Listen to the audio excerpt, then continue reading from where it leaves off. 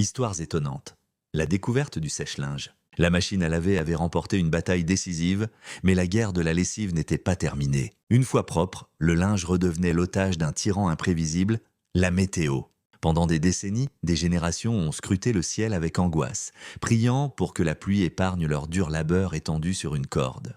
L'hiver transformait l'intérieur des maisons en forêts humides, le linge dégoulinant créant moisissures et maladies. La machine à laver avait libéré du labeur mais pas de l'inquiétude. Il fallait maintenant inventer un soleil domestique. Les premières tentatives furent brutales. Au début du 19e siècle, un Français nommé Pochon a créé un ventilateur, un monstre de tôle percé de trous, rempli de linge humide, qu'il fallait faire tourner à la main au-dessus d'un feu ardent. Le résultat était un linge qui sentait la fumée, des risques d'incendie constants et un travailleur au bord de l'asphyxie. L'idée était là, mais la méthode était un supplice. D'autres ont essayé de dompter la chaleur existante en créant des armoires de séchage à placer au-dessus des cuisinières.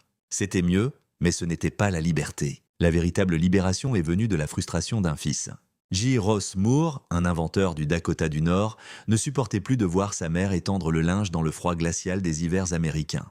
Dans son garage, il a décidé de combiner un tambour rotatif avec une source de chaleur dédiée et un ventilateur. Après des années de prototypes et d'échecs, il a finalement réussi à créer le premier sèche-linge autonome efficace.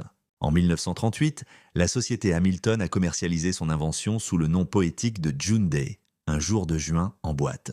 Pourtant, ce n'est qu'après la Seconde Guerre mondiale que son invention a conquis le monde.